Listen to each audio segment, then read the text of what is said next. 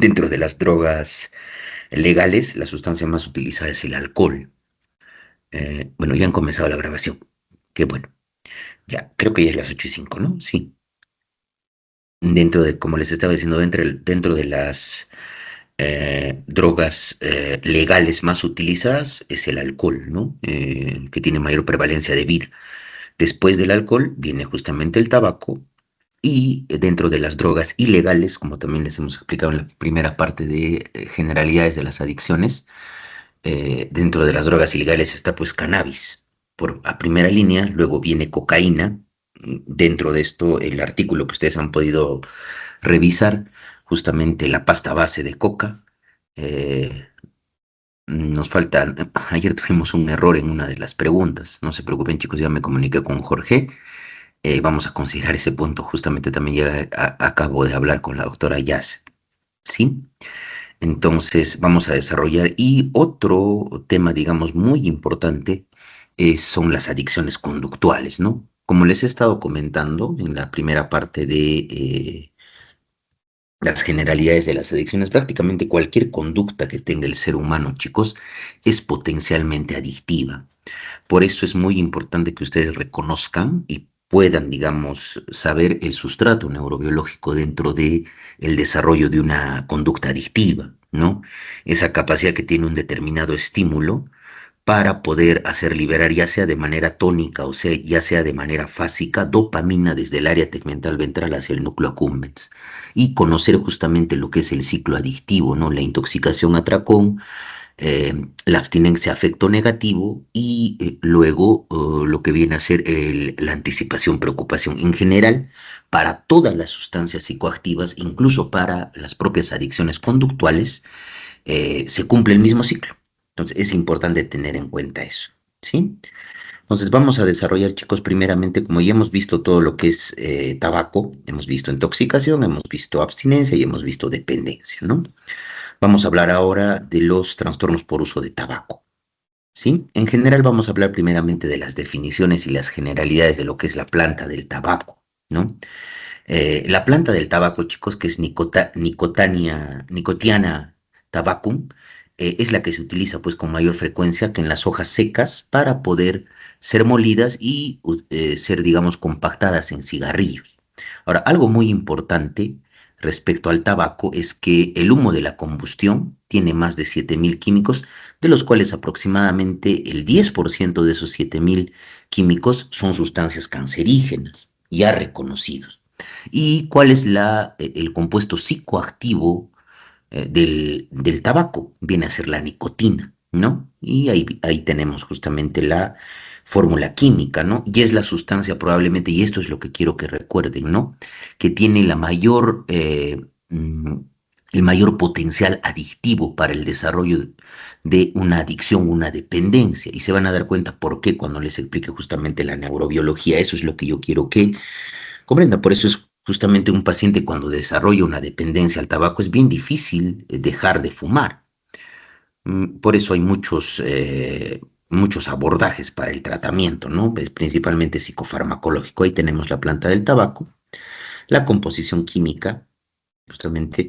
Ahora, esto ya se conocía, ¿no? Inicialmente cultivada por nativos americanos y posteriormente se lleva estos cultivos a Estados Unidos, a lo que es actualmente Estados Unidos, en Jamestown, Virginia, y podemos ver una imagen, y luego se masifica su consumo a Europa con influencias, por supuesto, culturales en el consumo, ¿no? Es decir, el hecho de fumar estaba asociado probablemente a eh, clases sociales altas, probablemente a la realeza, estaba asociado justamente a clases económicas también con mayor poder adquisitivo. Pero posteriormente se empezó a estudiar específicamente el potencial adictivo de la nicotina y también los compuestos deleterios que se tiene en la combustión del humo del tabaco. Hablamos un poquito de epidemiología. Esto es muy importante porque miren, dense cuenta, chicos, que desde que empieza a haber legislación y desde que se empieza a reconocer justamente el componente cancerígeno dentro de la combustión del humo del tabaco, ha empezado a disminuir probablemente la prevalencia del uso de tabaco actual. Si ustedes se dan cuenta en comparación, digamos, a los años 2000, 2005, 2010, por supuesto es mucho más frecuente en varones que en mujeres, ¿correcto? Y algo importante, justamente producto de la legislación desarrollada por los diferentes gobiernos con las leyes, digamos, de ambientes libres de humo de tabaco, se fue reduciendo esto, además de la ley, digamos, que genera mayor cantidad de impuestos hacia la comercialización de los cigarrillos y además la publicidad, digamos, respecto a los efectos deleterios o nocivos del tabaco. ¿Sí? Entonces, miren, se dan cuenta que en general siempre la prevalencia es más alta en el varón en comparación con la mujer y una prevalencia media aproximadamente de 18,1%, ¿correcto? Tengan en cuenta esto y miren, siempre el producto que se utiliza de manera más frecuente es justamente los cigarrillos, ¿no? La combustión del cigarrillo. Ustedes se dan cuenta, el número de usuarios en millones, en comparación, siempre es mucho más frecuente en cigarrillo, ¿correcto? Cigarrillos, ¿no? Si ustedes se dan cuenta, es más frecuente en cigarrillos y en el tabaco fumado también, ¿no? Y cualquier tipo de uso de tabaco porque se puede utilizar a manera de eh, pasta para masticar, se puede utilizar a nivel de combustión en cigarrillos o de diferentes otros modos, ¿no? De utilización del tabaco.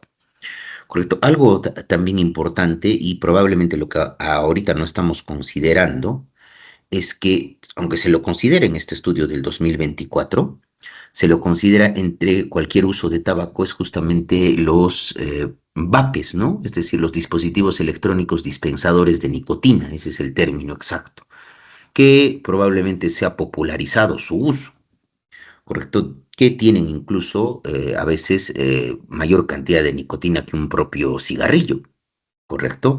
Por supuesto que no tienen las sustancias nocivas que genera la combustión propia de un cigarrillo, pero igualmente tienen la nicotina como sustancia adictiva.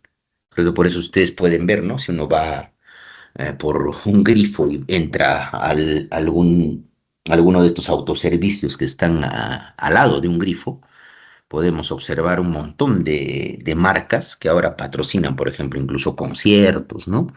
Lo mismo que sucede con el alcohol, ¿no? Entonces, aparentemente, entre comillas, es una conducta, el vapeo menor, con menor, digamos,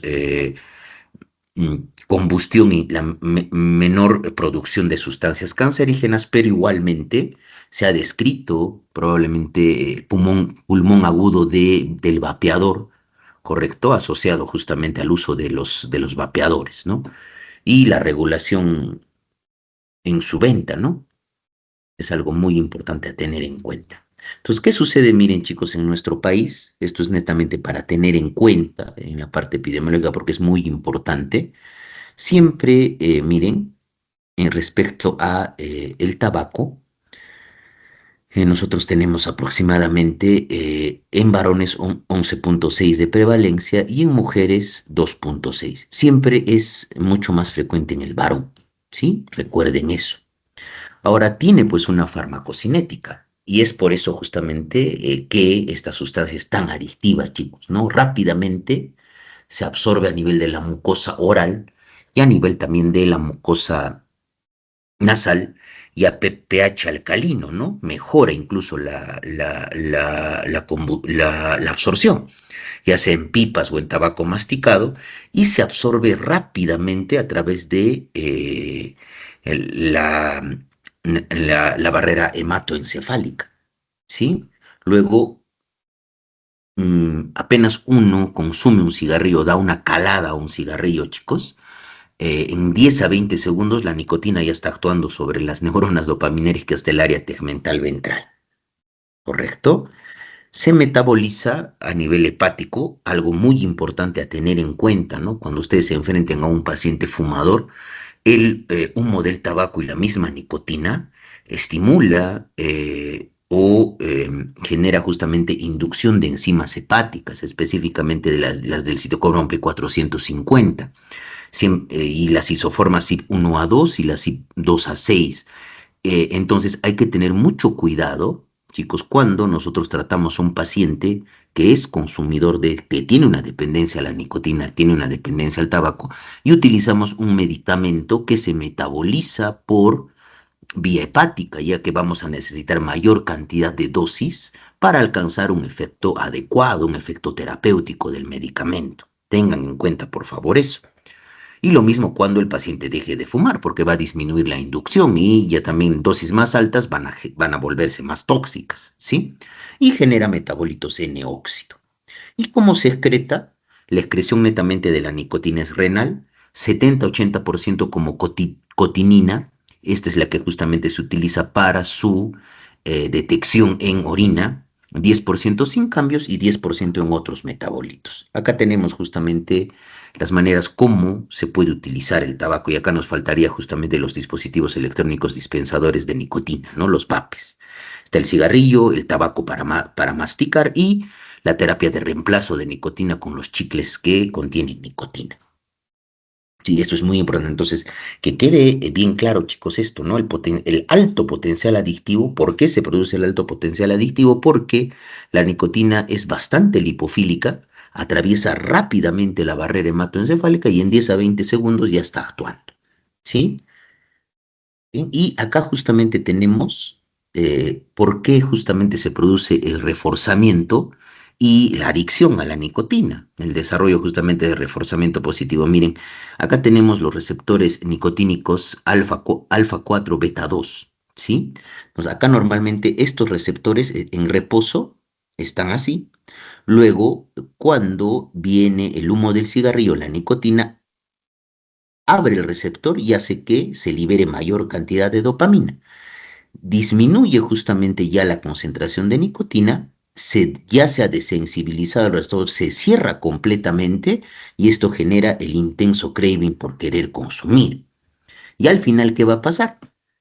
Con el consumo crónico, el receptor se va a desensibilizar y se va a generar una adaptación hacia el alza, ¿no? Es decir, se va a sintetizar más receptores alfa 4 beta 2, ¿correcto? ¿Y qué va a pasar con el tiempo? Cuando se genera la adicción, estos receptores cada vez van a abrirse una vez que entra el humo de la nicotina, entra al cerebro y hace que se desensibilicen y va a estar justamente se va a producir mayor regulación al alza de la síntesis del receptor y eso genera justamente la alta potencialidad adictiva de la nicotina. Esa es justamente la razón por el cual se desarrolla una dependencia tan marcada cuando uno hace una dependencia al tabaco. Correcto. Y miren, acá tenemos la farmacodinámica, cómo actúa la nicotina, ¿no? Tenemos ahí en los redonditos rojos, probablemente cómo la nicotina indirectamente activa la liberación de dopamina a nivel de las neuronas glutamatérgicas del córtex prefrontal, inhibiendo también, desensibilizando estos receptores alfa 4 beta 2 y también algunos receptores alfa 7 a nivel de la interneurona GABAérgica, así como también de las neuronas acetilcolinérgicas del núcleo pedúnculo pontino. Y al final, ¿qué pasa, no? Todo termina en aumento de la actividad de la neurona dopaminérgica del área tegmental ventral y la liberación de dopamina, pero con esa alta sensibilización. Entonces, la nicotina, como les pongo, se une a estos receptores nicotínicos alfa 4 beta 2 en las neuronas dopaminérgicas del área tegmental ventral y también a los receptores alfa 7 de las neuronas glutamatérgicas del córtex prefrontal, estimulando la liberación de glutamato. Entonces, al final, ¿cuál es el objetivo? La alta liberación de dopamina del área tegmental ventral al núcleo accumbens, generando el reforzamiento positivo inicialmente y con el consumo continuado, lo que ha sucedido, como les he explicado en la clase presencial, el desarrollo no solamente de reforzamiento positivo, sino ya de reforzamiento negativo y del cambio de un circuito de impulsividad centrado en el cuerpo estriado ventral a un circuito de compulsividad centrado en el cuerpo estriado dorsal.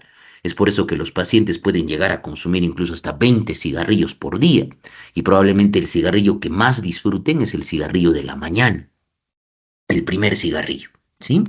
Entonces, que quede eso claro, porque estas dianas van a ser pues dianas terapéuticas para utilizar agonistas nicotínicos, tanto para este receptor alfa 4 beta 2 y el alfa 7, para tratar la dependencia al tabaco, ¿correcto?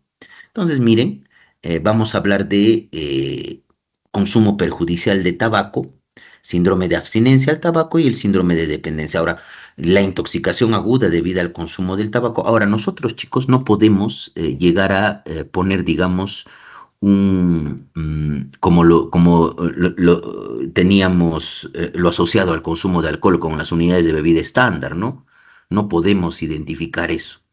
Por eso, en general, ¿no? El mismo uso del tabaco ya genera un daño, ¿correcto? Por eso, sea el consumo uno o dos cigarrillos, ya podríamos considerar un consumo perjudicial, ¿no? Y la dependencia es ya cuando se desarrolla una tolerancia a neuroadaptación, priorización de consumo, pérdida de control sobre la sustancia y la neuroadaptación propia, ¿no? Ahora, la intoxicación aguda asociada al tabaco puede ocurrir, chicos, más que todo con una ingesta masiva. Y esto más que todo aparece especialmente en personas que utilizan humo de segunda mano, es decir, en pacientes, en lactantes, niños y mascotas. Y también se puede observar en la utilización de la terapia de reemplazo de nicotina de manera incorrecta. O sea, al final, este aumento de la activación de los receptores alfa 4 beta 2 y de los alfa 7 nicotínicos genera temblores, mareos, náuseas, vómitos, confusión, incluso hasta convulsión y arritmias. Y netamente el tratamiento va a ser sintomático, ¿no?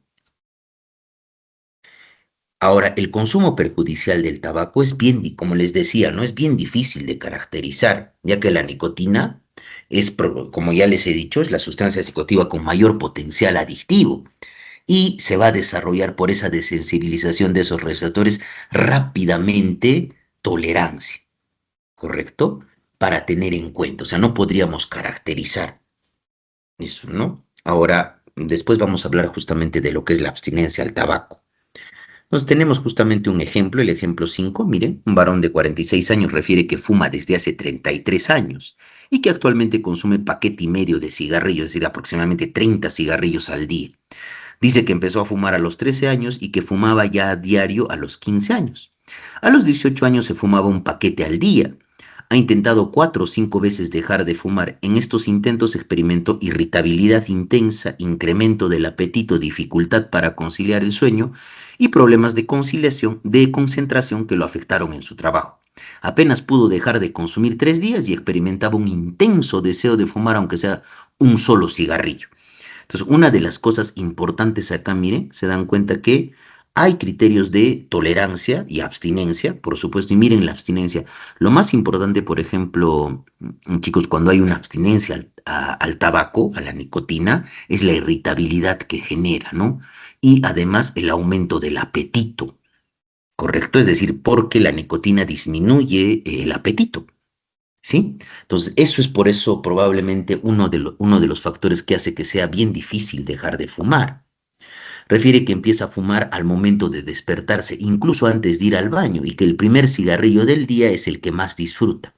En el trabajo sale del edificio para fumar en la calle y cuando pasa más de 1 o 2 horas sin poder fumar se pone muy irritable. Me molesta cualquier cosa indica. Cree que necesita fumar para combatir la ansiedad, pero le preocupa su salud y le interesaría dejarlo. ¿Correcto? Entonces estamos típicamente acá frente a un paciente que hace la abstinencia, vuelve a consumir y está en el ciclo adictivo asociado justamente al consumo de tabaco, ¿no?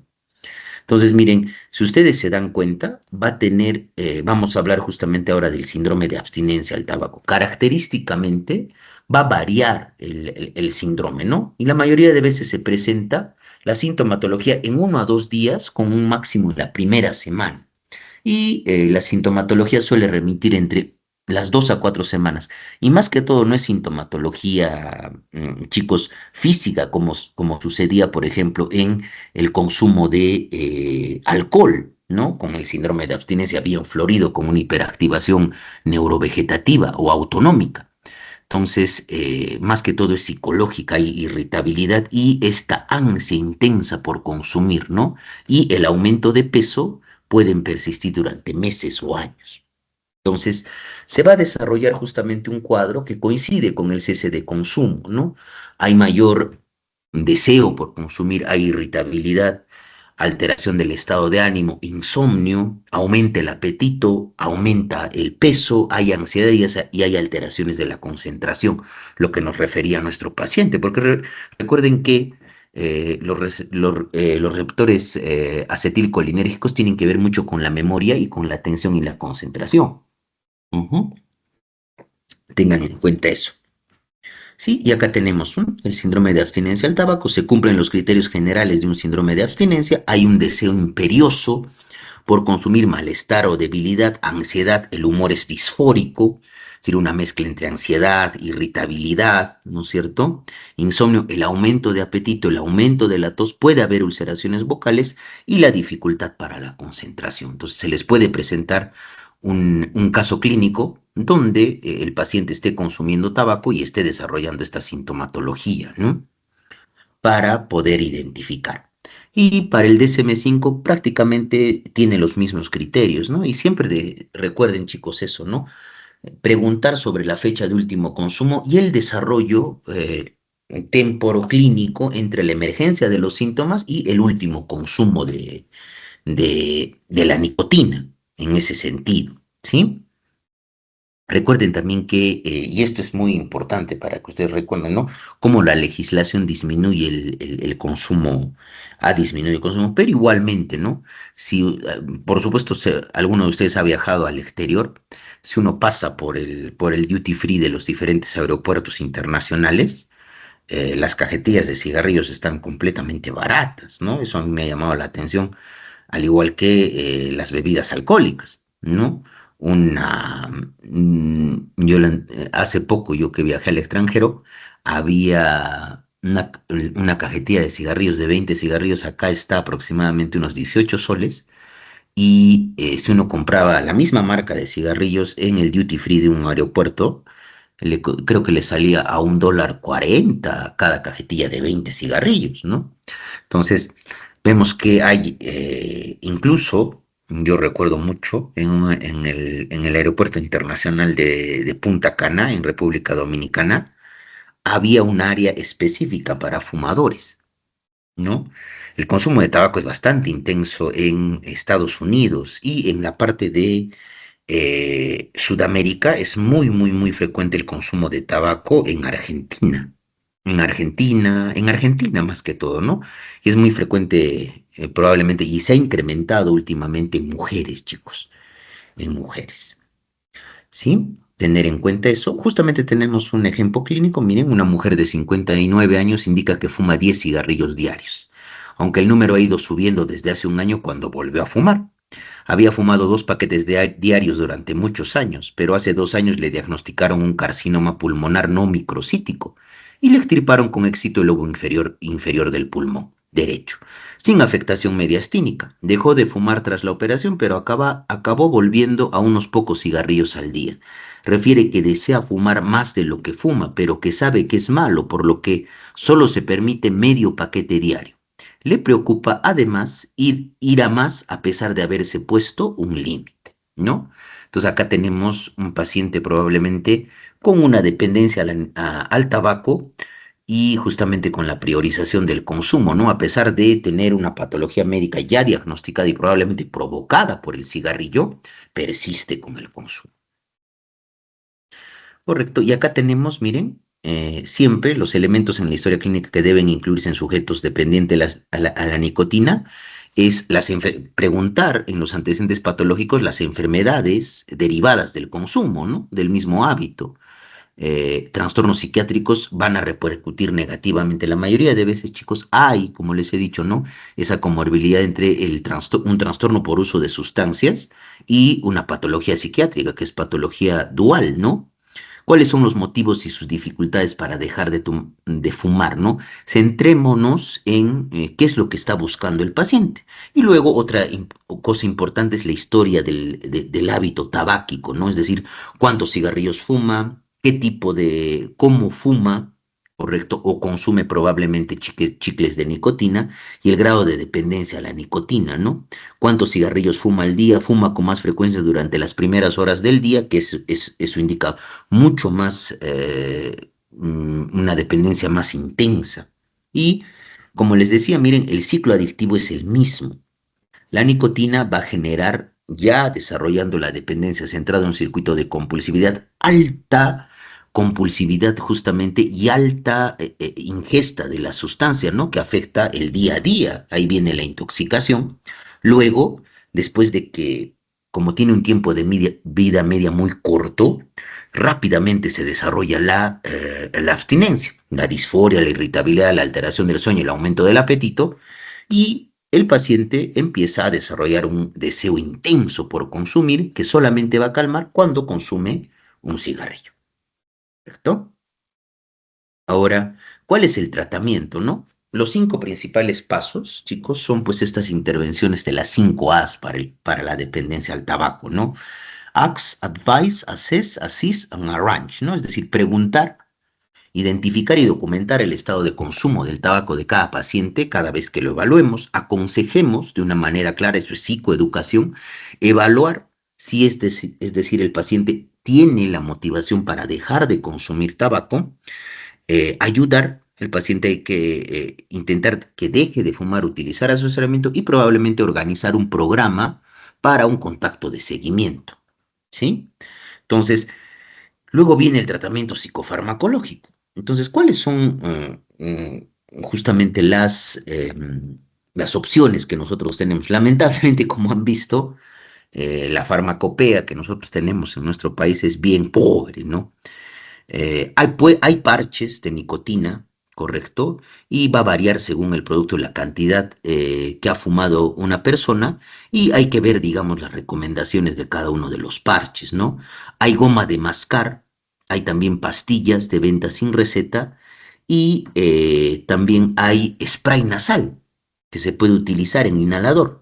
Pero los medicamentos están aprobados para la dependencia a la nicotina, es decir, la dependencia al tabaco, son dos para que ustedes recuerden, ¿no? El bupropion, que es un fármaco, es un antidepresivo, inhibidor de la recaptación de noradrenalina y dopamina, y justamente porque inhibe la recaptura de dopamina a nivel del área tegmental ventral, mejora las tasas de abstinencia. Y se tiene que empezar una semana antes de dejar de fumar. O sea, el paciente todavía puede fumar una semana y ya se comienza. Correcto. Ahora, lamentablemente, el problema, chicos, es que el bupropión sí está disponible en nuestro país, pero el costo es alto. Correcto, el costo es alto. Pero ahora, por ejemplo, viene en una combinación que es bupropión naltrexona, que se utiliza justamente, que es uno de los fármacos, al igual que la combinación fentermina topiramato, que son fármacos que se utilizan para la gestión del peso, así para bajar de peso en algunos pacientes. Entonces, probablemente este tratamiento se va a adecuar mucho a un paciente que tiene dependencia a la nicotina y puede tener dependencia al tabaco y genera, chicos, en el paciente en el cual se utiliza bupropión, esa sensación cuando vuelve a fumar de ya no experimentar ese placer que experimentaba con el fumar. Yo he tenido la experiencia clínica de tratar pacientes con bupropión y con buenos resultados. Sin embargo, haciendo un análisis, digamos, de efectividad y las tasas de recaída, el fármaco que tiene mejor evidencia clínica y que ha demostrado mayor utilidad es justamente el tartrato de vareniclina, ¿no? Que es el Chantix. Lamentablemente nosotros no tenemos tartrato de vareniclina en nuestro país. ¿Sí? Ha sido retirado del mercado, me imagino también por posiciones económicas de las tabacaleras. Y acá tenemos los mecanismos de acción de la vareniclina, chicos. Miren, si ustedes se dan cuenta, es un agonista. Es un agonista de estos receptores alfa 4 beta 2. Entonces, y también de los alfa 7. Entonces, la vareniclina, como ustedes la pueden ver ahí está la vareniclina, está actuando ahí, ¿no? ¿Y qué hace el bupropio? Como les he dicho, como bloquea la nicotina, abre estos receptores y permite la liberación de dopamina.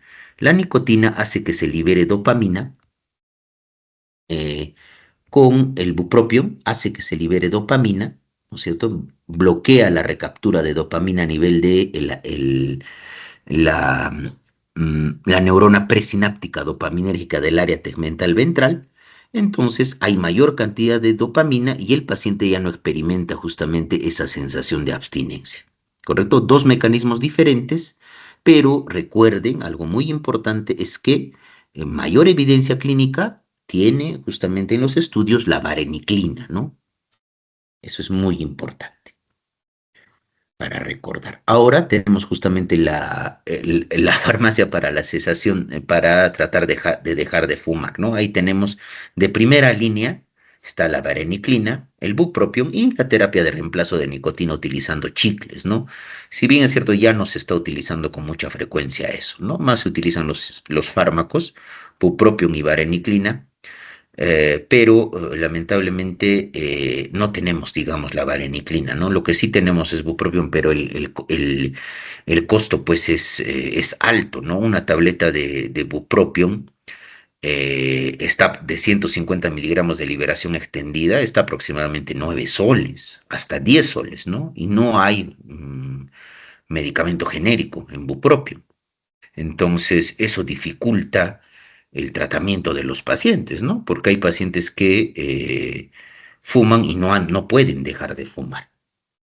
Sí, entonces, y siempre acompañado de tratamiento psicoterapéutico, ¿no? Terapia cognitivo-conductual, entrevista motivacional, motivar al paciente para el cambio, intervención breve, ejercicio físico por el incremento de peso y probablemente intervenciones gubernamentales respecto a la publicidad y venta e impuestos al tabaco. Entonces no va a depender únicamente y exclusivamente de lo que pueda hacer el psiquiatra, ¿no? En la parte de eso, ¿no? Lo que ustedes también puedan hacerme como médicos cuando trabajen en atención primaria, ¿no? Lo ideal es que ustedes identifiquen a los pacientes que tienen una dependencia a la nicotina y los deriven probablemente al servicio de salud mental más cercano, es decir, al centro de salud mental comunitario cuando trabajen en primer nivel de atención, es decir, cuando me hagan su serum. Y teniendo en cuenta también todo el impacto negativo que genera el consumo de tabaco en, digamos, las patologías médicas, ¿no? Aumenta el riesgo de infertilidad en la mujer, tanto también en el varón. Una de las causas probablemente muy importantes, chicos, y por las cuales muchas veces se ve pacientes en consulta, es probablemente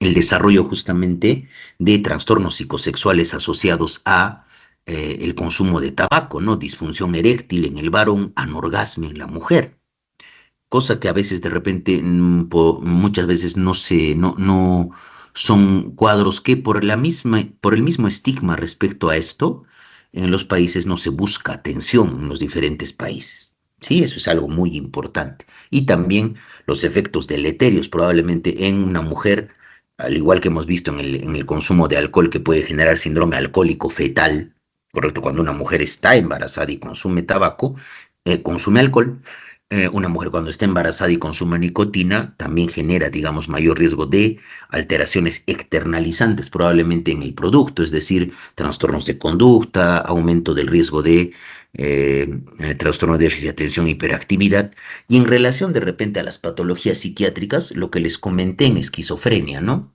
El cuadro de adicciones más frecuente en los pacientes con trastornos del espectro de la esquizofrenia es la dependencia a la nicotina, al tabaco. ¿Y por qué? Porque justamente ese agonismo sobre esos receptores alfa 4 hace que se libere dopamina y en cierta manera disminuye, la clínica nos dice, ¿no? Que disminuye las alucinaciones auditivo-verbales que pueden experimentar los pacientes. Por eso muy frecuente el consumo de tabaco y la presencia de esquizofrenia, ¿no? Es decir, la esquizofrenia no es que provoque la dependencia al tabaco, sino que por ciertos vías neurobiológicas se puede entender justamente esto. Tengan en cuenta eso, ¿sí? Hasta ahí, chicos, ¿tienen alguna pregunta respecto a lo que son los trastornos por uso de tabaco? ¿Ha quedado claro, no? Sí, doctor. O alguna pregunta.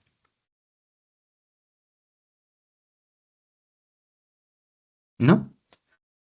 Ya. Entonces vamos a pasar, chicos, a un trastorno que justamente, como les decía, la droga ilegal más utilizada, ¿no? Los cannabinoides, ¿sí? Los cannabinoides.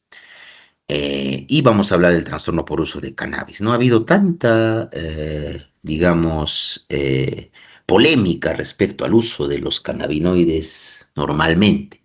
Vamos a ver justamente, y ustedes como futuros médicos tienen que tener bien en claro cuál es el potencial de uso médico para los cannabinoides y cuál es justamente el potencial deleterio o el impacto en la salud mental que puede generar el consumo de marihuana. ¿Correcto? Ahora, es la sustancia, como ya les he dicho, ilegal mayormente utilizada en el mundo, luego de las sustancias legales como el tabaco y el alcohol. El impacto del consumo en qué se va a ver va a depender exclusivamente de la edad a la cual se inicie el consumo de la planta femenina. Recuerden que el compuesto psicoactivo de la marihuana es el delta 9 tetrahidrocannabinol, ¿correcto? Y la planta femenina, justamente en las flores de la planta femenina, tiene mayor concentración y mucho más cuando se genera o se seca la planta femenina. Y algo muy importante, ¿no? Como les había explicado, ¿no? Es una de las, es una, el tráfico ilícito de drogas es uno de los negocios más importantes en el mundo que da bastantes ganancias a las personas que lo realizan. Justamente se utiliza la esencia para hacer modificaciones fitogenéticas respecto a la planta de marihuana, cannabis sativa, ¿no? Y miren, dense cuenta, ¿no? Hace aproximadamente 10 años había una concentración en la planta de delta 9 tetrahidrocannabinol de 4 al 6% y actualmente se tiene una concentración desde hasta el 20% con mejoras fitogenéticas. Incluso hay una marihuana daga, ¿correcto?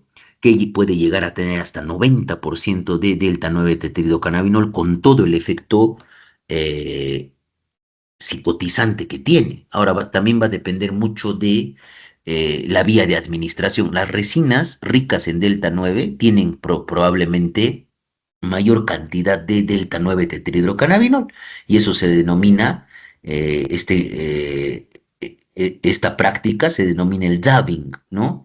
Que se utiliza el butter o el shatter, que son resinas ricas en delta 9 tetrahidrocannabinol, y existe evidencia ya incluso, chicos, de en la literatura de cultivos de cannabis desde hace más de 12.000 años, ¿sí? A nivel de India, el Oriente Medio y Europa, y en América se utilizaba como fibra de amarre el cáñamo para los buques, ¿correcto? Es decir, no es una sustancia lejana a nuestro conocimiento, ¿sí? Miren, por ejemplo, acá ya se tiene anteriormente, chicos, se utilizaba pues cannabis para diferentes usos, ¿no? En ceremonias religiosas, fibra de amarre, incienso para ceremonias religiosas, incluso hasta medicamento para la tos y el insomnio, meditación o como uso recreativo. Y a inicios del siglo XX se produce la expansión como una sustancia de abuso, ¿no? Con todas las drogas, además las drogas psicodélicas, ¿no? Y hay múltiples palabras para referirnos a la marihuana, ¿no? Hierba, porro, pucho, bayer, pasto verde, pot, Juanita, María Juana, herb, wheat, boom, Mary Jane, gangster, la hierba, skunk, ganja, bank, ¿no? Son diferentes términos que se utilizan para denominar a la marihuana. Ahora, la vía de administración va a variar, ¿no? La mayoría de veces se utiliza fumada en cigarrillos, asociada probablemente a la pasta base, al crack o la pasta básica de cocaína. A eso, por ejemplo, le llaman las personas que consumen mixto, ¿ya? O burrito también le dicen. Ahora, mm, yo vivo acá por Caima, chicos, yo subo por la avenida Caima y hay una tienda, Anán se llama, ¿no? Y me llama la atención porque venden aceite de cannabis, ¿no? Y la pregunta es, ¿hay una legislación en nuestro país que permita, digamos, saber que ese aceite de cannabis tiene la concentración 1 a 1 de el delta 9 tetrahidrocannabinol, que es el componente psicoactivo, y aparentemente el componente médico que tiene, digamos, los efectos ansiolíticos, antipsicóticos, que es el CBD o el cannabidiol? No sabemos. Y también la utilización en la cocina canábica, ¿no? Es decir, la utilización de marihuana para preparar, digamos, repostería, ¿no? El uso de resinas y otra de las cosas muy importantes es la emergencia de los cannabinoides sintéticos, es decir, cannabinoides sintetizados en laboratorio que tienen alta potencia como agonistas de los receptores CB1 o CB2. Y esas drogas se denominan SPICE o K2, ¿correcto? Y la mayoría de veces también se utilizan pipas para fumar, ¿no? Para disminuir. Ahora, en relación, digamos, a la cantidad de componentes cancerígenos, en relación al humo del tabaco, cannabis tiene mayor cantidad de componentes cancerígenos en el humo del producto de su combustión, chicos, ¿no? Por eso que muchas veces algunas personas prefieren fumar en pipas, ¿correcto? O en pipas de agua, ¿sí? Entonces, cannabis sativa es justamente la planta, ¿no? Pero hay, digamos, variedades. La cannabis sativa sativa, que es la que justamente más se utiliza, tiene mayor cantidad del componente psicoactivo delta 9 tetrahidrocannabinol. Tenemos la cannabis sativa índica, que, como su nombre lo indica, se cultiva en India. Y tenemos la cannabis sativa ruderalis, ¿sí? Que se cultiva en Rusia. Ahora, la que más se utiliza es la cannabis sativa sativa, ¿no? ¿Correcto? Entonces, vamos a hablar de la farmacología. Más o menos hay 400 compuestos químicos en la propia planta del cannabis y de estos 400 aproximadamente 60 son fitocannabinoides. El delta 9 THC y ¿por qué les pongo en rojo esos, no? Que el componente psicoactivo es el delta 9 THC y el componente que tiene probablemente los efectos contrarios al delta 9 THC es el cannabidiol o el CBD. ¿Correcto? Que es justamente a partir de ahí donde se empezó a desarrollar ciertas, ciertos estudios respecto a la utilidad de la marihuana en algunos usos médicos, ¿no? Y miren, dense cuenta la cantidad de el componente. La planta en conjunto tiene 1 al 5% de delta 9 THC. Las flores no fecundadas o marihuana sin semilla, que se conoce 7 a 15% específicamente de la planta femenina. El hachís o la resina tiene 10 al 20% y los aceites, ¿no es cierto? Esa práctica del dabbing puede llegar a tener 20 a 60% de delta 9 THC. Ahora, algo muy importante, chicos, por estos cambios fitogenéticos, hay pues diferentes tipos de marihuana, ¿no? La marihuana creepy, cripa o creepy es una variedad transgénica con plantas de flores femeninas que llegan a tener 5 a 10 veces mayor concentración del delta 9 THC y están asociadas justamente con mayor riesgo del desarrollo de psicosis. ¿Correcto? O sea, si la clase, por ejemplo, es uno, para concientizarlos a ustedes, chicos, ¿no? Respecto al consumo de marihuana. Y dos, para que alguna vez si ustedes reciben a un paciente, específicamente un adolescente que está consumiendo marihuana, ser bien enfáticos respecto a que nunca los beneficios aparentemente que puede tener el consumo de marihuana van a superar los riesgos. ¿Correcto? Nunca van a llegar a superar los riesgos. ¿Sí? Y acá tenemos los tipos de cannabinoides, ¿no?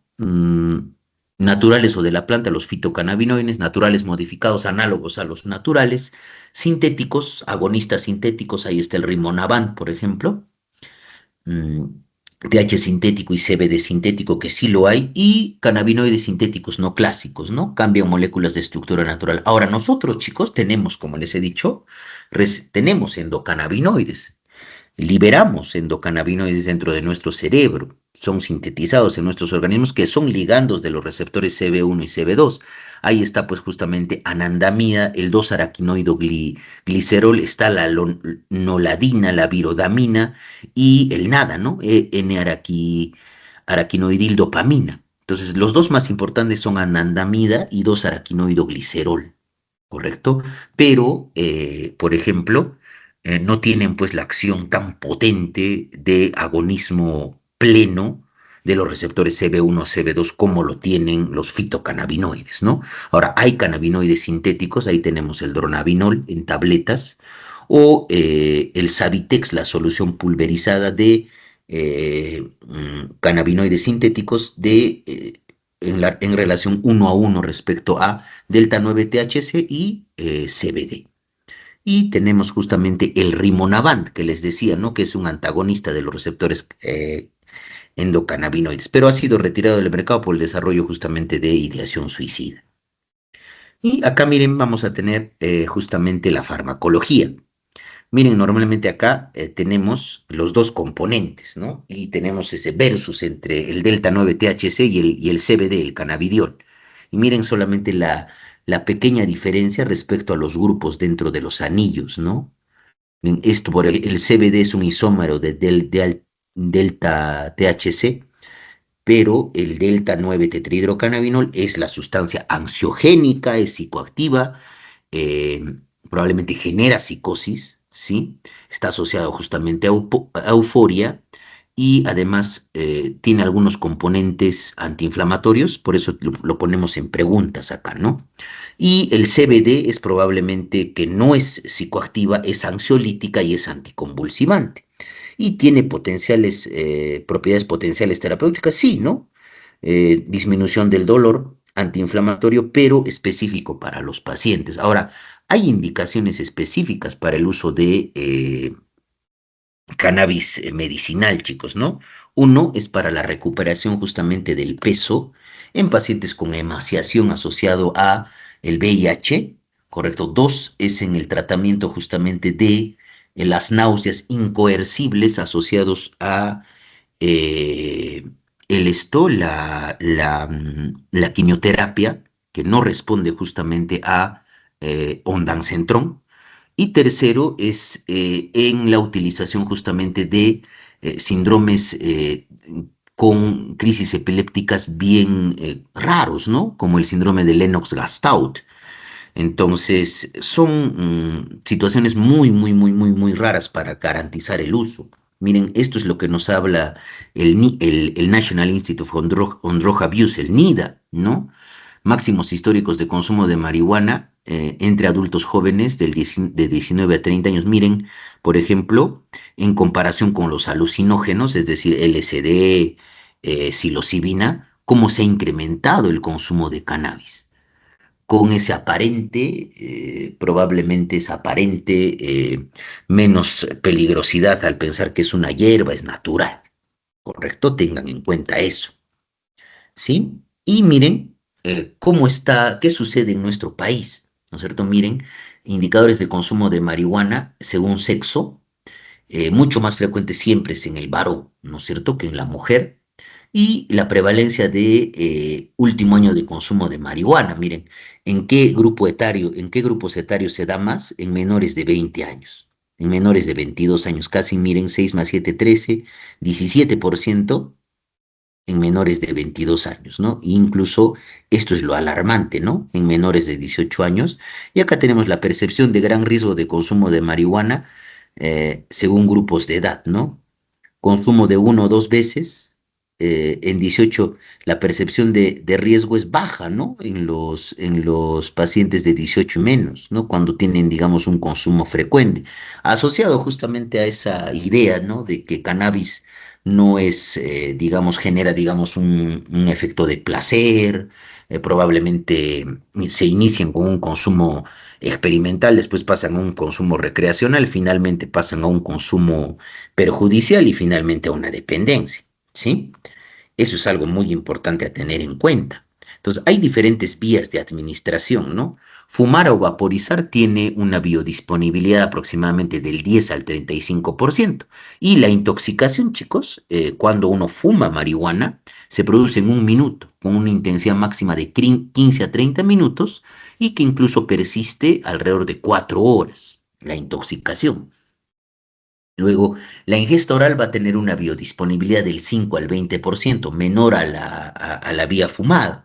Y la intoxicación se va a producir en 30 minutos, no en un minuto, y una intensidad máxima de 2 a 3 horas y una duración alrededor de 12 horas. Es por eso que muchas veces, a veces cuando alguien consume, cocina alimentos dentro de la cocina canábica, puede tener hasta síntomas hasta las 12 horas posterior a la ingesta.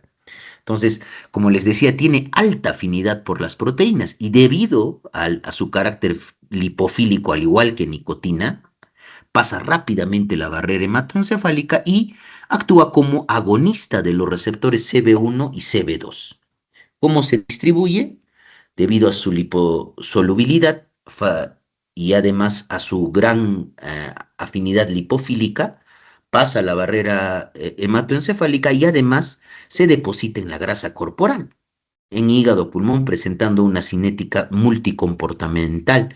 Y en la mujer probablemente se deposita más en la grasa corporal porque la mujer tiene mayor cantidad de grasa, ¿no? Y tiene gran poder lipofílico. Es por eso cuando un paciente, por ejemplo, consume de manera crónica marihuana, se deposita el delta 9 THC en el tejido graso y puede dar positivo a pruebas cualitativas bastante tiempo. Correcto, y tiene una semivida prolongada de 25 a 36 horas con el consumo crónico, ¿correcto? ¿Cómo se metaboliza? Igualmente ampliamente por citocromo P450, se encuentra más de 100 metabolitos, pero ¿cuál es el que se detecta en las pruebas? El 11-hidroxi-THC, ¿correcto? En el consumidor crónico. Y acá tenemos, por ejemplo, el metabolismo de las sustancias ilícitas. Miren, dense cuenta que hace tanto THC como el CBD se metabolizan por citocromos de P450, 12,9, 3A4, 12,19, 3A4. Tengan en cuenta, por ejemplo, eso, ¿no? Y la excreción netamente se hace por la orina y luego en las heces. Es por eso que es útil la detección a nivel de pruebas toxicológicas cualitativas, ¿sí? Entonces, el gran poder lipofílico hace que tenga una semida media de aproximadamente 25 a 36 horas y pueden detectarse los metabolitos en orina, sangre, saliva, sudor y cabello. Y acá tenemos justamente algo que les decía, ¿no? De acuerdo al patrón de consumo, la positividad en el cribado en orina para metabolitos de cannabis. En consumidores crónicos, incluso hasta después del mes puede dar positividad. Cuando hay un consumo elevado 2 a 4 semanas y el consumo casual 7 a 10 días. ¿Correcto? Y acá tenemos justamente cómo actúa cannabis. Miren, esto es lo normal, chicos, ¿no? Esta parte es lo normal, el sistema endocannabinoide que nosotros tenemos, ¿no? Acá está actuando eh, como un agonista el 2-araquinoidoglicerol o la anandamida, ¿no? El 2-araquinoidoglicerol tiene mayor afinidad, ¿no? Mayor eficacia. La anandamida tiene menos afinidad por el receptor CB1. Y también hay receptores CB2. Los receptores CB2, chicos, están más que todo ubicados en la parte periférica, ¿no? Y tienen que ver más que todo con la inmunidad. Ahora, hay que tener en cuenta que los receptores CB1 son los que más se estimulan a nivel del sistema nervioso central. Entonces, ¿qué pasa cuando uno consume cannabis? Aquí está pues justamente eh, cannabis, viene cannabis, ¿no es cierto? ¿Y qué hace a nivel del receptor? Es un agonista justamente puro, ¿correcto? Y hace que justamente se estimule este receptor y se incremente justamente la neurotransmisión, ¿sí? Tengan en cuenta eso. Entonces, el sistema endocannabinoide, chicos, con específicamente estas dos sustancias, anandamida y 2-araquinoidoglicerol, tiene múltiples funciones, ¿no? Regula la neurotransmisión, tiene efectos neuroprotectores, actúa justamente a nivel del neurodesarrollo, a nivel de la memoria, la potenciación a largo plazo en glutamato, además de el hipocampo, regula el sueño, genera la regulación del apetito, es justamente porque los pacientes, muchas veces después de que se intoxican con cannabis, tienen pues justamente aumento del apetito, ¿correcto? Porque estimula los receptores histaminérgicos. Inflamación e inmunidad y los receptores cannabinoides, ¿no? Que tenemos dos, CB1 y CB2. CB1 más que todo distribuido en el sistema nervioso central y el CB2 a nivel periférico, ¿no? Que tiene que ver con la inmunidad. Y acá tenemos la densidad de los receptores, miren, ¿no? baja densidad, y cuando están más verdecitos es alta densidad, donde hay mayor cantidad en la corteza prefrontal, en el cuerpo estriado, ¿no es cierto? En el núcleo paraventricular, en el hipocampo, ¿sí? Y las diferentes vías, esto es lo que yo quiero que vean, ¿no? De los receptores CB1, ¿no? Hipocampo, mm, la amígdala vasolateral es la amígdala vasolateral, ¿sí? ¿Y cómo actúa al final delta 9-THC? ¿Cuál es su? Es un agonista parcial del CB1 y del CB2, con mayor potencia que anandamida y 2-araquinoidoglicerol, ¿correcto? Entonces, acá tenemos que los efectos psicoactivos propios de marihuana van a estar asociados justamente a la activación de estos receptores por el delta 9-THC. Entonces, el CB1 es un receptor presináptico acoplado a proteína G, con activación de inhibición de la adenilciclasa y los canales de señalización que tienen que ver con canales de potasio, canales del calcio y las AMP quinasas del sistema de señalización celular. Lo que yo quiero que recuerden es que los receptores CB1 están más que todo localizados en el sistema nervioso central, y los receptores CB2 están localizados a nivel periférico en el sistema inmune, testículos, y en muy baja cantidad a nivel del sistema nervioso central. Entonces, ¿qué es lo que hace THC y los agonistas CB1? Aumentan la dopamina en la sinapsis y en las neuronas del sistema cerebral de recompensa. Ahora, cuando se produce una suspensión brusca, aumenta, como hemos visto, ¿no? El factor liberador de corticotropina. Este disminuye la liberación de dopamina, disregula el sistema de recompensa y genera justamente los efectos disfóricos, más que todo el componente psicológico asociado al síndrome de abstinencia a la marihuana. ¿Sí?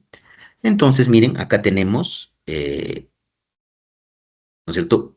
Normalmente tiene que haber una composición, digamos, de 1-1 entre el componente psicoactivo, el delta 9-THC y el CBD.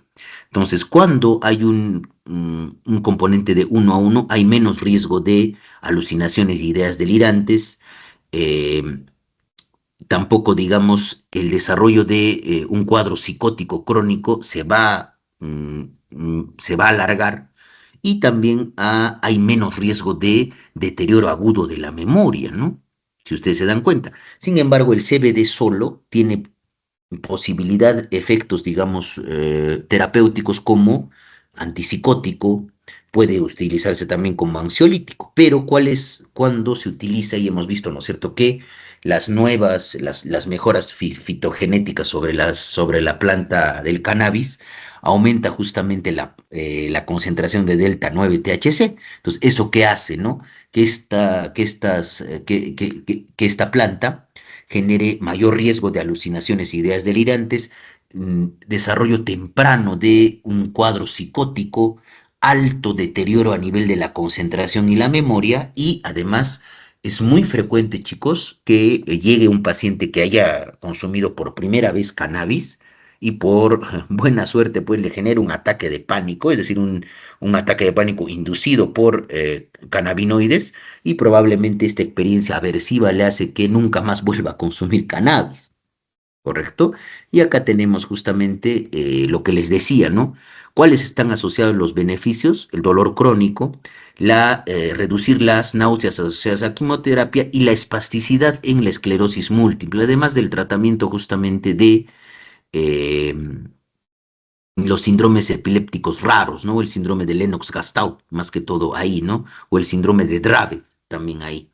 Pero solamente hay para eso, ¿no? Y está asociado con alto riesgo de síntomas respiratorios, problemas, digamos, de accidentes de tráfico, bajo peso al nacer, y lo más importante, el riesgo de psicosis. Correcto, ahorita les voy a mostrar estudios donde vemos el odds ratio para el desarrollo de psicosis asociado al consumo de cannabis. Y acá tenemos un modelo multifactorial, ¿no? Miren, vean que hay vulnerabilidad biológica, así como también psicológica y social. Y acá tenemos, digamos, el desarrollo desde probablemente un consumo CUD es Cannabis Use Disorder, ¿no? Leve hasta un trastorno por uso de sustancias por cannabinoides severo, ¿no? Tiene que ver con la vulnerabilidad biológica, eh, psicológica, social, la exposición, ¿no? Va a depender mucho de el ratio THC-CBD, la dosis, la frecuencia del uso, la disponibilidad del precio, factores estresantes como eventos negativos en la vida, pérdida de un soporte social, trastornos mentales, exposición a factores estresantes y factores protectores son habilidades de afrontamiento, que la familia sea adecuada, resiliencia, una personalidad probablemente sin rasgos de impulsividad. Y finalmente, cuando las trayectorias y las transiciones en la adolescencia es probablemente el mayor factor de riesgo. Y finalmente, en la adultez, el consumo a largo plazo va a generar alteraciones a nivel de la funcionabilidad, downregulation de los receptores CB1 y memoria de adicción, ¿no? Problemas físicos, correcto, problemas mentales, el riesgo de la psicosis y los problemas sociales, ¿no? Asociados al consumo de cannabinoides.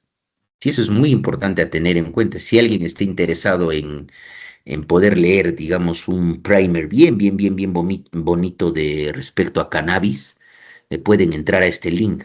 Sí, acá está el link de este documento que es una revisión del trastorno por uso de cannabis. Justamente de acá traigo esta imagen, ¿no? Miren, vean, pasamos desde el no uso hasta un consumo de bajo riesgo o uso experimental, consumo de riesgo, que es una definición más que todo epidemiológica, y después ya tenemos el abuso de cannabis y el uso justamente o el uso perjudicial de cannabis, que es para CIE-10 y CIE-11, ¿no? Y la dependencia al cannabis. Ahora, al final de DSM-5, chicos, asocia todo esto a trastorno por uso de cannabis. Sí. Y acá tenemos un ejemplo. Miren, un varón de 20 años de edad fue llevado por sus amigos al servicio de urgencias del hospital en un estado de ansiedad y agitación. Había salido a cenar a un restaurante y después de un par de cervezas decidió consumir cannabis. Ya había fumado cannabis en ocasiones anteriores, pero esta vez ingirió un trozo a pesar de las advertencias de su amigo. Después de una media hora se puso tenso y angustiado, empezó a quejarse de que todo estaba cambiando, veía las caras de sus amigos con un tamaño 3 veces mayor del real, la habitación se deformaba y se alteraban sus proporciones y colores. Sentía que el resto de los clientes del restaurante hablaban sobre él y sus amigos de forma amenazante, así que decidió salir repentinamente porque sentía que estaba en peligro. Se sentía cada vez más agitado y comenzó a correr por el centro de la calle, esquivando los vehículos que pasaban. Finalmente sus amigos lograron alcanzarlo, pero no pudieron calmar su ansiedad y le resultó muy difícil convencerlo de ir al hospital. ¿Sí? Durante la evaluación el paciente se mostró tenso, aprensivo, mirando por toda la sala como si se sintiese incómodo en aquel entorno, pero negó los síntomas de persecución y no creyó realmente ser objeto de persecución alguna. Era plenamente consciente de su entorno, pero su atención era escasa y no siempre contestaba a las preguntas. No presentaba alteraciones significativas de memoria y estaba completamente orientado.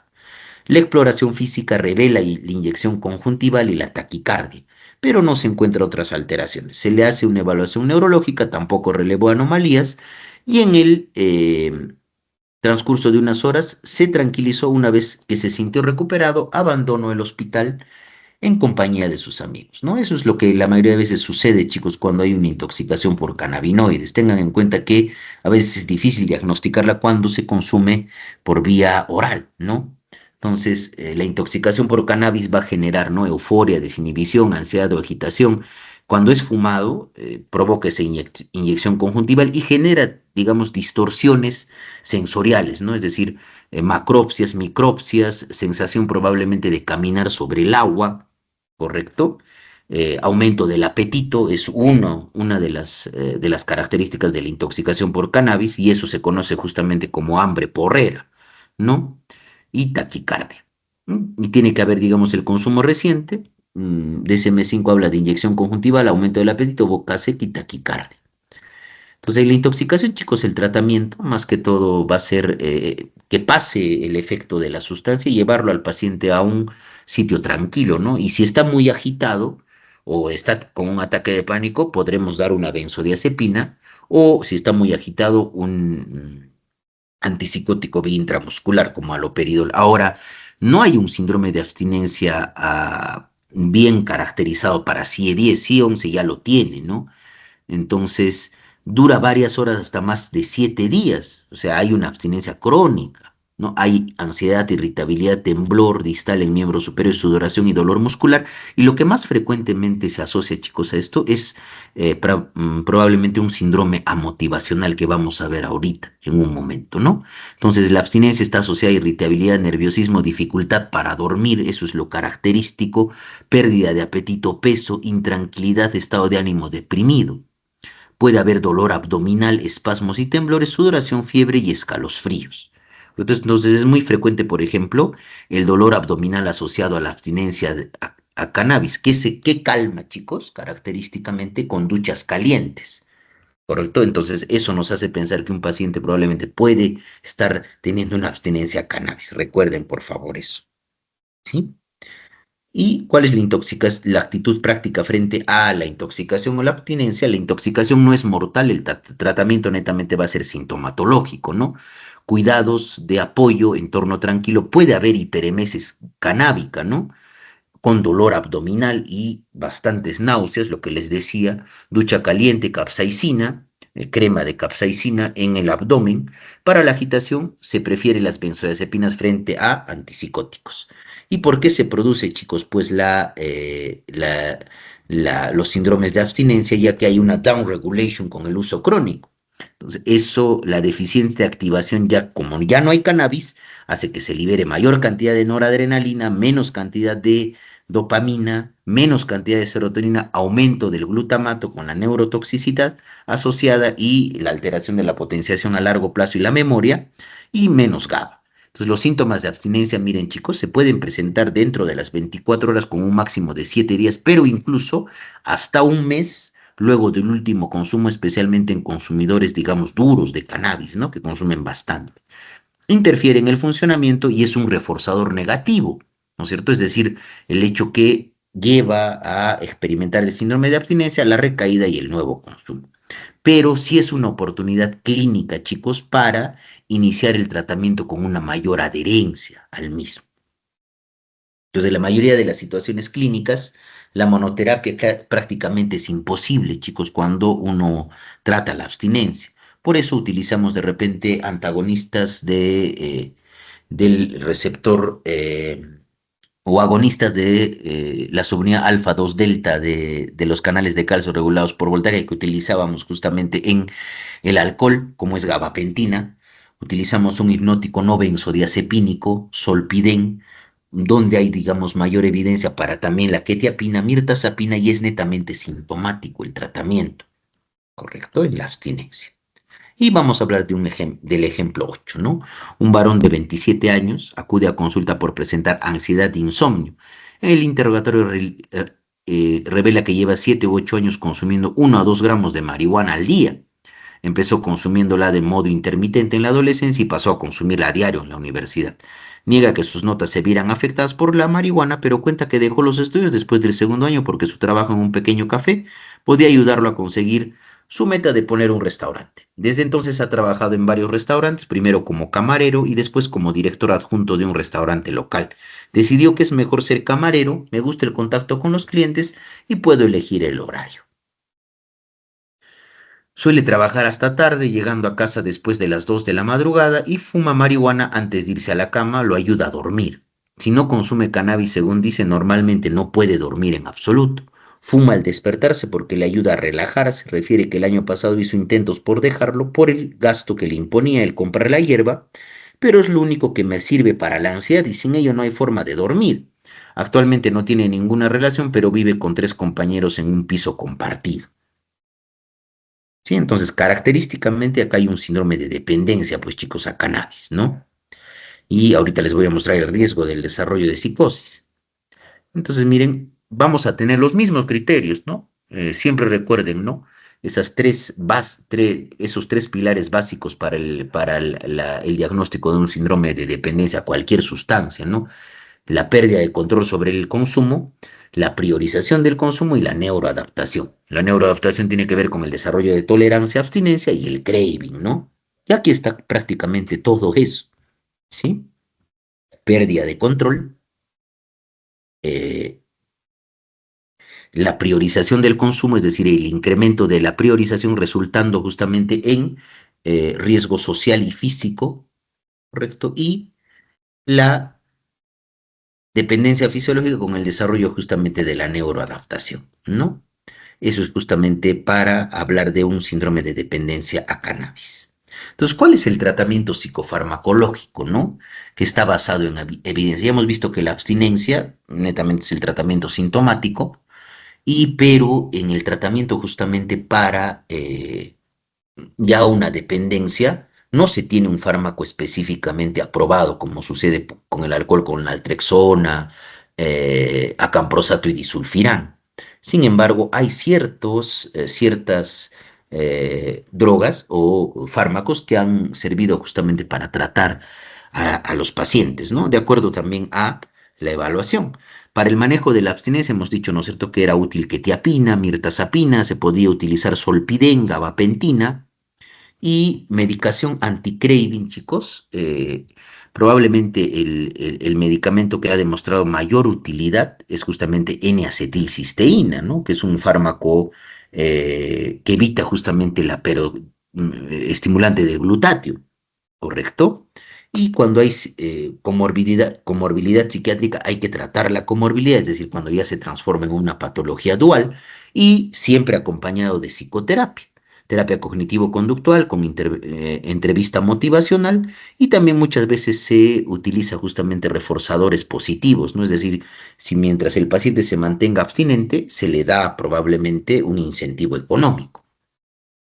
Correcto. Y acá tenemos, justo miren, los objetivos de medicaciones fuera de ficha para el tratamiento del uso de cannabis. Esto es justamente un metaanálisis de hace poco, ¿no? Miren, por ejemplo, para la abstinencia al cannabis se puede utilizar solpidem, una benzodiazepina, nitrazepam, mirtazapina o quetiapina, ¿correcto? Para la abstinencia de manera global puede utilizarse agonistas del CB1 como dronabinol, nabilona, nabiximol, se puede utilizar también gabapentina, ¿sí? Y ya para la dependencia, miren, podemos utilizar topiramato, gabapentina, N-acetilcisteína, psicoterapia incluso más ocitocina, nabilona o naltrexona. Y para para la prevención de recaídas, en el mantenimiento de las fases hay que utilizar pues justamente la terapia cognitivo-conductual. Entonces, si nosotros nos damos cuenta que tanto para la abstinencia, así como para también la dependencia, gabapentina está ahí, ¿no? Entonces, probablemente es el medicamento que se puede utilizar y que tenemos disponible en nuestro, porque lamentablemente para utilizar N-acetilcisteína hay que utilizar dosis por encima de 1800 miligramos, con el costo probablemente que tiene, ¿no? ¿Sí? Entonces, eso es importante. Recuerden que siempre la abstinencia es un periodo de riesgo para la recaída, entonces hay que tratar de utilizar los fármacos de una manera adecuada. Entonces, miren, vean chicos, acá este cuadrito es importante por las condiciones adversas y el desarrollo justamente de psicosis, ¿no? Miren cómo probablemente en esta etapa del neurodesarrollo, cuando se empieza a consumir cannabis, acá tenemos, cuando se empieza a consumir cannabis entre los 12 a los 18 años, se va a perder la plasticidad, va a haber excesiva eliminación de sinapsis, con los factores de riesgo probablemente que tienen que ver con el desarrollo de esquizofrenia. Es muy probable que un paciente con un riesgo poligénico elevado desarrolle una psicosis a largo plazo. Miren, por ejemplo, lo que sucede con el cannabis en el área tegmental ventral y en la corteza prefrontal. En la corteza prefrontal disminuye la liberación de dopamina. Entonces hay una hipodopaminergia prefrontal y una hiperdopaminergia límbica. Un modelo muy asociado justamente a el desarrollo de la esquizofrenia, si nosotros recordamos. Entonces, al final, ¿qué es lo que va a suceder, chicos, no? Para la potencialidad en el desarrollo de psicosis? que haya consumo de cannabis en la adolescencia, que se consuma cannabis de alta potencia, altas dosis, que existe una vulnerabilidad genética, más factores ambientales. Esta interacción con el tiempo puede desarrollar psicosis. Recuerden, por favor, eso. ¿Sí? Y miren el problema de la comorbilidad y la psicosis. Y miren, dense cuenta, chicos, los estudios longitudinales más relevantes respecto a el desarrollo de psicosis asociado al consumo de cannabis. En cuanto está, digamos, el odds ratio, varía, miren, como les dije en alguna clase, ¿no? Entre el 1.5 hasta el 2.9, ¿no? En el desarrollo justamente de psicosis. Correcto. Entonces, no es algo que podríamos decir mm, muy de repente, eh, no es una droga tan mm, recreacional como de repente lo puede, digamos, considerar la población. Entonces, nunca, y esto se los vuelvo a repetir, nunca, chicos, los riesgos van a superar a los beneficios del uso de cannabis. Y esto se los demuestro, digamos, en el riesgo justamente del desarrollo de psicosis con posteriormente la cronificación de ese uso con el uso del continuo de cannabis y el desarrollo probablemente de una esquizofrenia, ¿sí? Entonces, eso tienen que tener en cuenta. Entonces, hasta ahí, chicos, hemos desarrollado estas dos sustancias que son muy importantes que conozcan, la sustancia ilegal más utilizada, la otra sustancia legal que después del alcohol es utilizada, que es el tabaco, y ahora vamos a ver lo que son las adicciones conductuales. Hasta ahí, chicos, ¿tienen alguna pregunta? ¿Algo que no haya quedado claro respecto a lo que les he explicado? Por favor.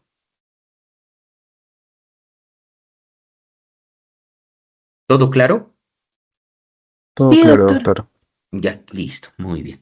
Entonces vamos ahora con las adicciones conductuales. Entonces, como les he dicho, chicos, una adicción conductual es, como les dije, ¿no? Cualquier conducta normal, pero que genere una descarga de placer, podría ser susceptible de convertirse en adictiva. Entonces va a depender justamente para calificarla como una adicción conductual de la frecuencia, de la cantidad del tiempo que yo invierto en utilizar esa conducta, del dinero invertido y así como también de la vulnerabilidad individual.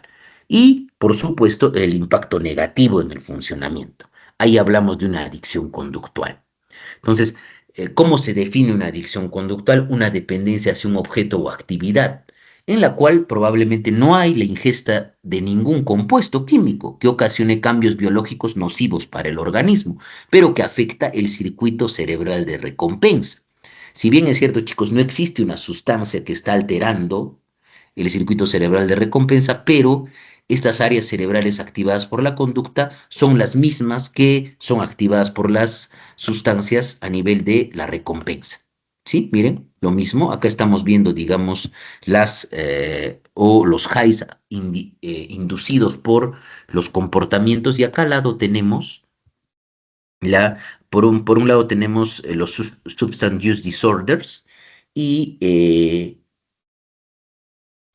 las interconsultas, eh, las adicciones conductuales, ¿no? Miren, hay una tensión, anticipación, preocupación, la misma conducta, miren, el afecto negativo ya se transforma en algo compulsivo y sigue el mismo ciclo,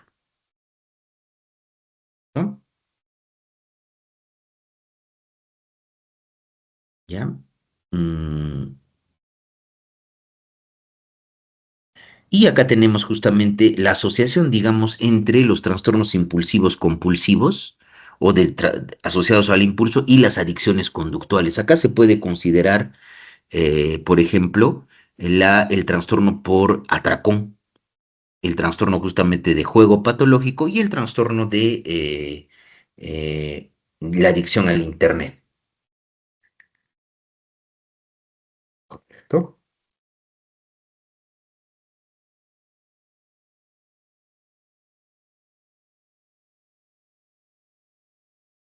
Esperen un momentito, chicos.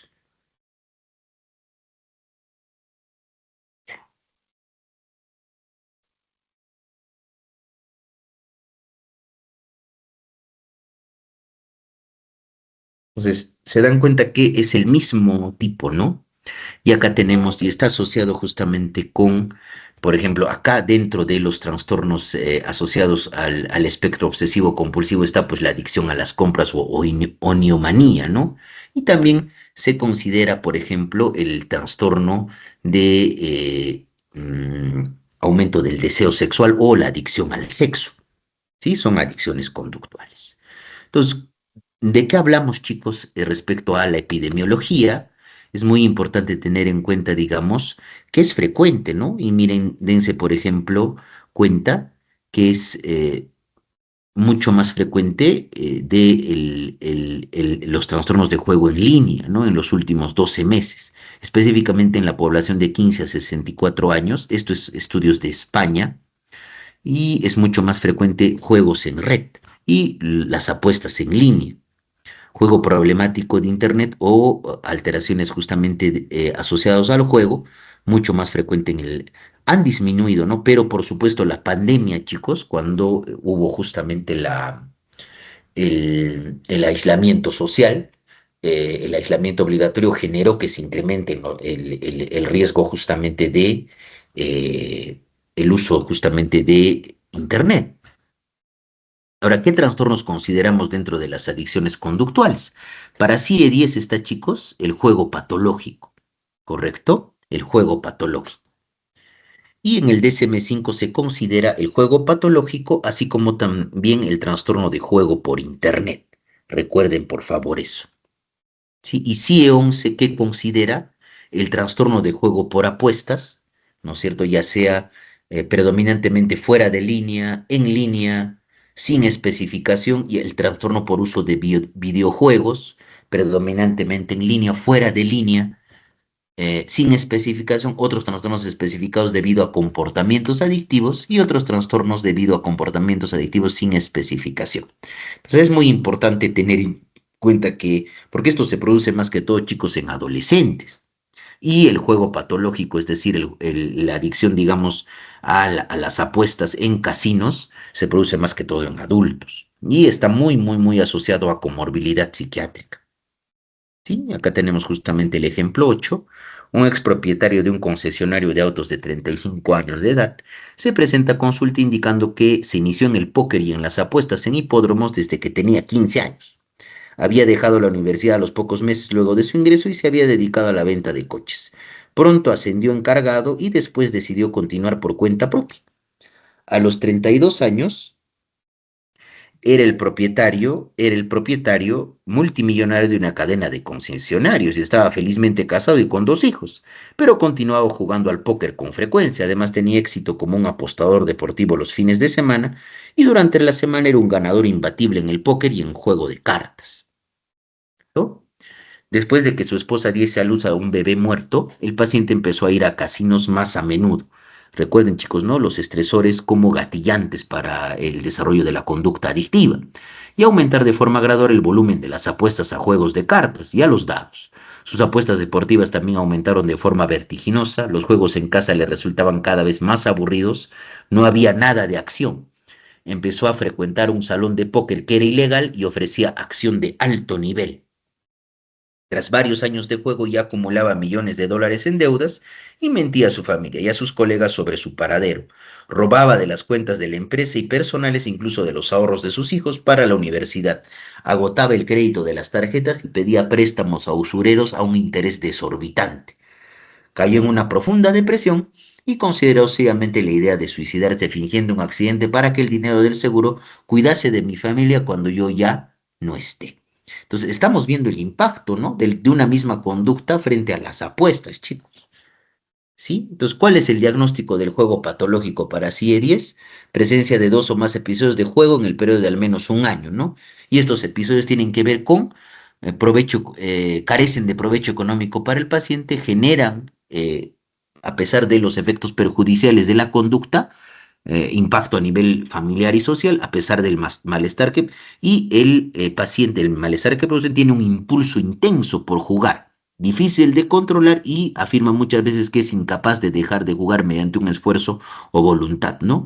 Y luego empiezan a aparecer esto de lo que tiene que ver con la saliencia incentiva, ¿no? Imágenes mentales o pensamientos relacionados al acto de jugar. Correcto. Y el juego patológico para el DSM-5, ¿no? Entonces es un juego problemático, persistente y recurrente que va a afectar, ¿no? Y tiene justamente los mismos criterios que una dependencia, ¿no? La priorización de la conducta, la pérdida de control sobre la conducta y probablemente la neuroadaptación, ese pensamiento que puede tener el paciente de querer seguir apostando a pesar de las consecuencias adversas. Y hay especificadores, más que todo la gravedad, ¿no? Por la presencia de los criterios. ¿Sí? Y vamos con un ejemplo 9. Un paciente de 40 años separado de su esposa hace 5 años tiene un hijo de 10 años con quien se encuentra los fines de semana alternativamente. Esto fue acordado con su ex esposa, con quien mantiene un vínculo cordial. Hace 2 meses la madre le comenta que el hijo no tiene ganas de pasar el fin de semana que le corresponde con él, por lo que él mismo le pregunta a su hijo y este le repite que no tiene ganas de verlo porque no tiene ganas y no da más explicaciones. Al pasar los días se entera de la verdad del cambio de su hijo. La madre indica que ya desde hace más de 6 meses todos los días juegan en internet juegos online, aproximadamente 6 a 7 horas, especialmente hasta la madrugada, lo que ha hecho que en varias oportunidades llegue tarde al colegio o incluso falte a sus clases. Además, alarmada le informa que su desempeño académico ha bajado considerablemente y está en peligro de perder el año. Estamos viendo un trastorno por juego por internet, ¿no?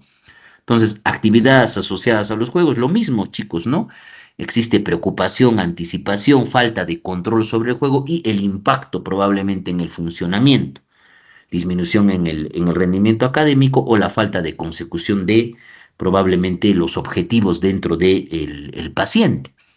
El DSM lo considera una condición propuesta para un estudio adicional y son personas que utilizan justamente el juego y interfieren en sus relaciones sociales y en su rendimiento académico. Sin embargo, no solo se limita a los juegos. Recuerden, por favor, eso. Y lo mismo, miren, respecto al ciclo adictivo, uso excesivo de Internet, hay incremento de la atención, la anticipación, la preocupación, el propio acto, el comportamiento, la pérdida de la sensación del tiempo.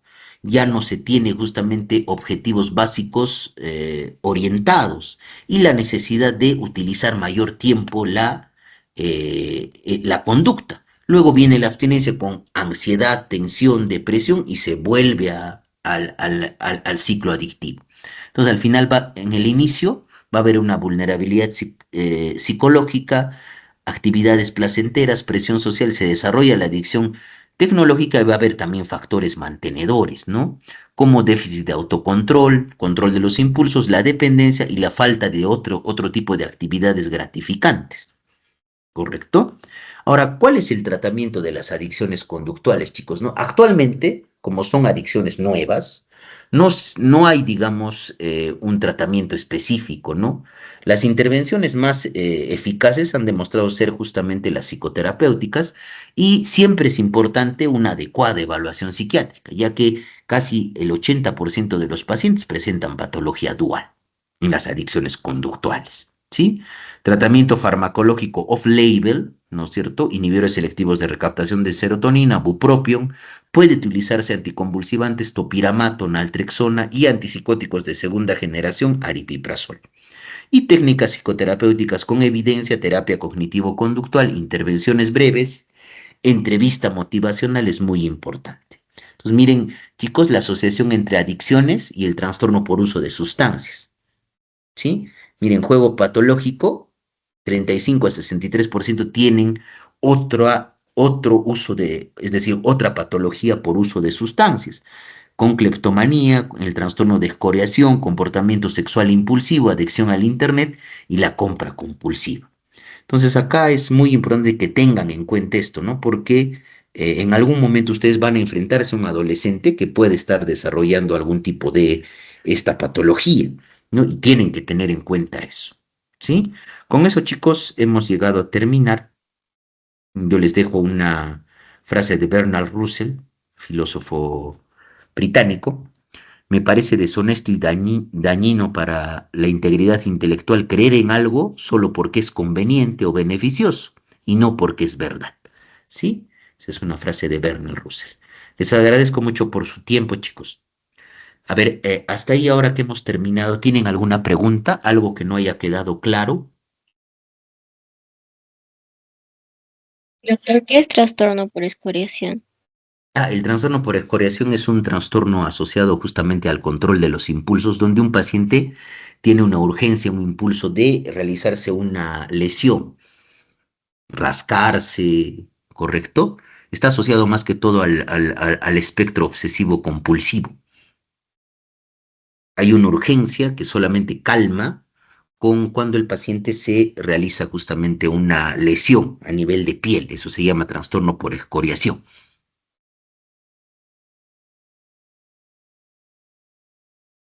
Gracias. ¿Alguna pregunta más, chicos? Lo que me preocupa es que hay muy pocos alumnos, a pesar de que la clase es para las dos secciones,